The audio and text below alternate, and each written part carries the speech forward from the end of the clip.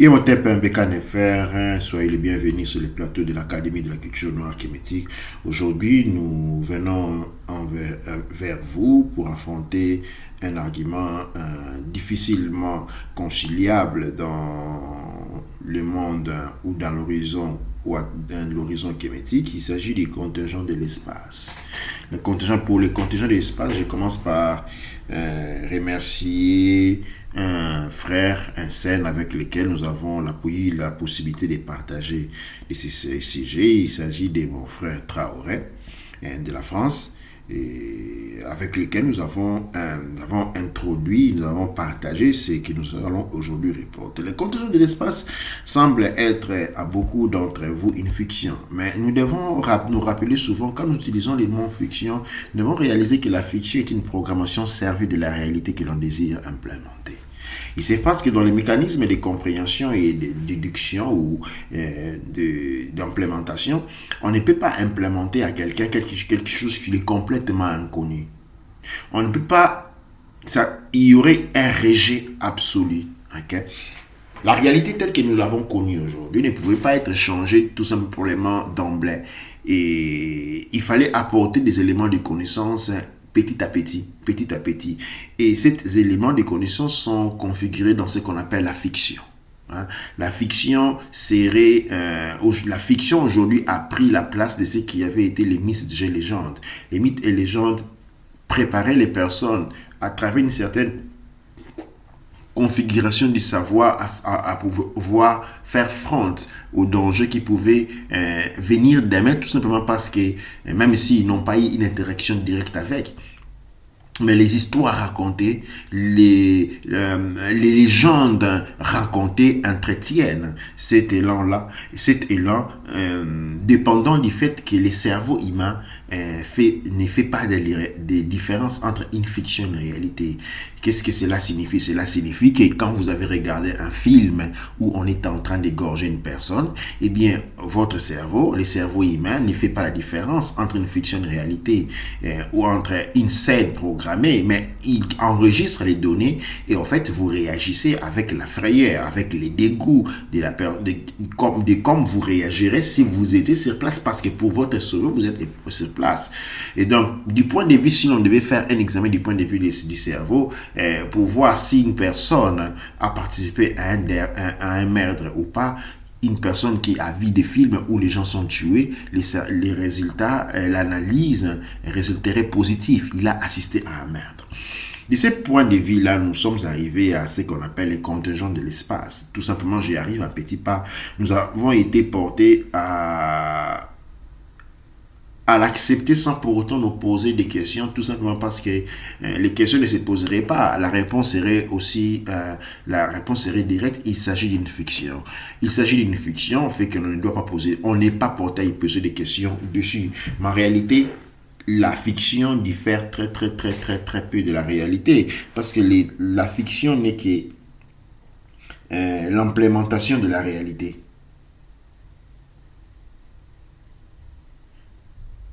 L'implémentation de la réalité. Et donc, nous sommes portés à bien comprendre cela. Il s'agit quoi, en fait, du contingent de l'espace? Nous avons, il y a quelques très peu connus, issus de ce qui était en train de se passer au Brésil, que l'on est en train de brûler, d'abattre la forêt amazonienne. Là, une des raisons que nous avons pris à travers nos ressources, à travers nos moyens, découvrir et qu'un nouveau minerai avait été découvert dans le gisement du sous-sol du Brésil. C'est un minerai qui a la caractéristique de rendre tout minerai avec lequel il ferait amalguer, mis ensemble, fusionner, conférer à ces nouveaux minerais, ces nouveaux alliages avaient comme caractéristique une résistance énorme, une résistance de ce que l'on appelle galactique, c'est-à-dire pour pouvoir faire des grands vaisseaux, parce que des petits vaisseaux, il y en a. Vous savez que quand une fusée s'élève dans le ciel, ce ne sont pas les 40-50 mètres qui vont dans l'espace, mais la partie supérieure qui vont, tous les autres est dégagée. Mais on n'est pas encore arrivé à la mesure de pouvoir créer un vaisseau spatial énorme qui soit en mesure d'apporter plusieurs personnes en orbite.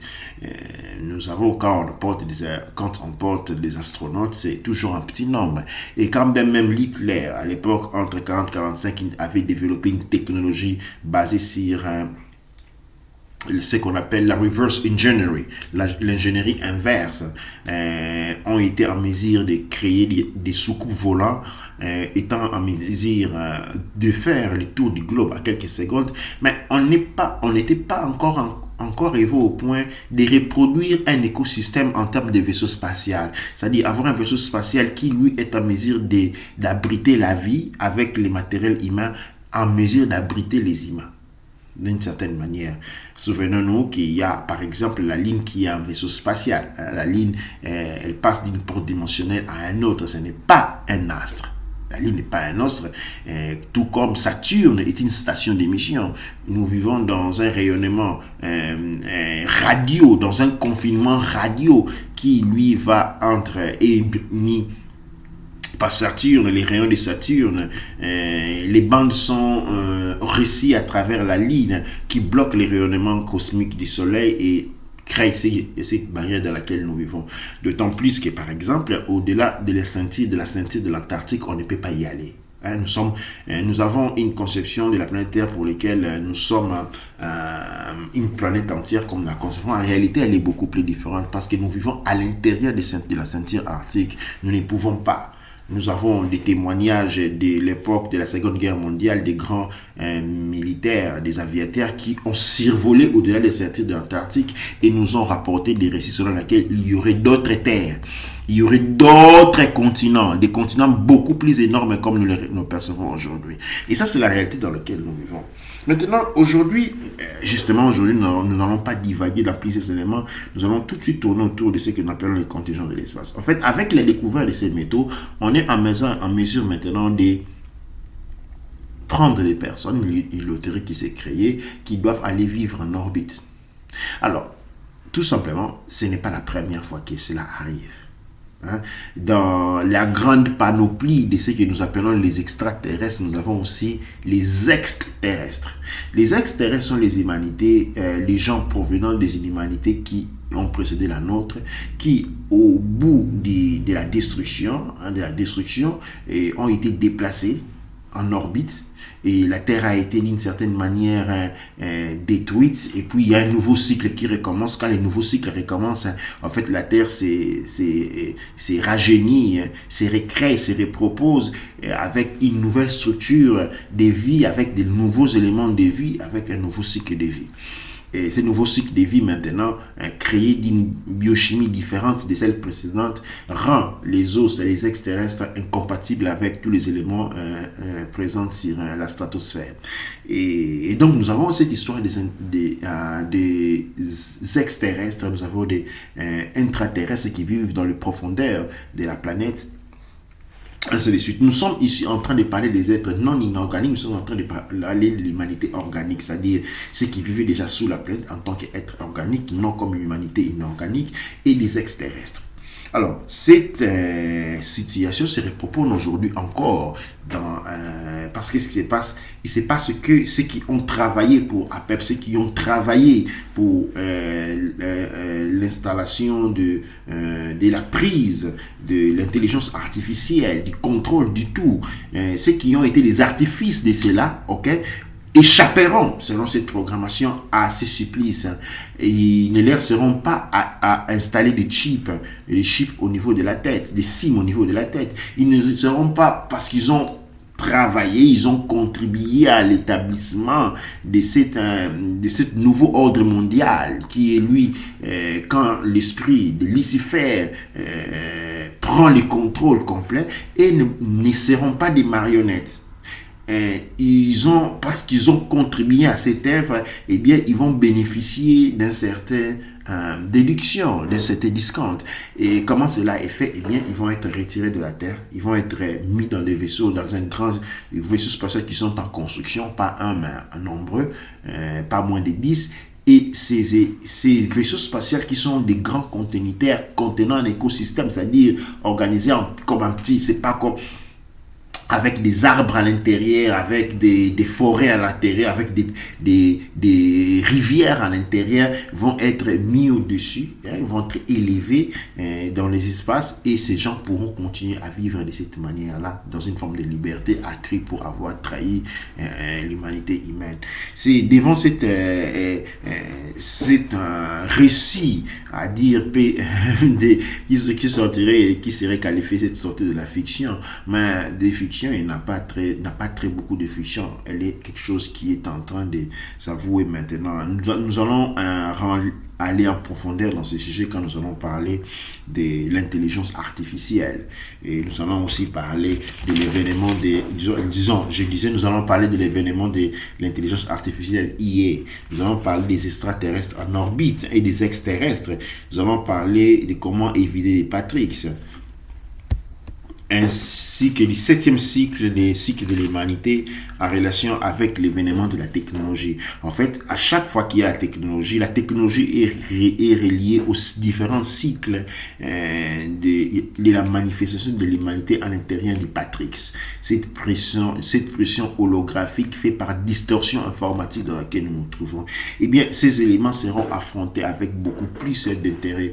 Ce dont nous avons aujourd'hui faire attention. Pourquoi nous sommes en train de parler de cela? Nous sommes en train de parler de cela parce que nous devons apprendre à percevoir.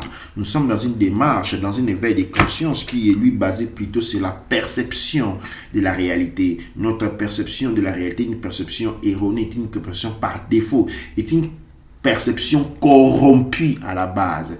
Et ce que nous percevons nous porte à agir, à nous comporter de la manière qui le plus nous engouffre. Cependant, nous devons aujourd'hui libérer les informations, accéder, rechercher les informations, tout simplement dans l'élan de transformer notre conception, notre perception de la réalité et avoir une perception ascendante, une perception contingente, une perception intégrative et non exclusive de la manière dont elle est aujourd'hui. Les contingents de l'espace rentrent tout simplement dans cette philosophie exclusive desquels ceux qui se sont choisis comme les ayants droit vont pouvoir bénéficier de cela. Et aujourd'hui, mais cependant, nous refusons cette réalité. Et les informations sortent justement pour pouvoir informer, comprendre, rationaliser, analyser et enfin nous retrouver. Dua Necher, Dua Amonra, Dua Neb Ercher.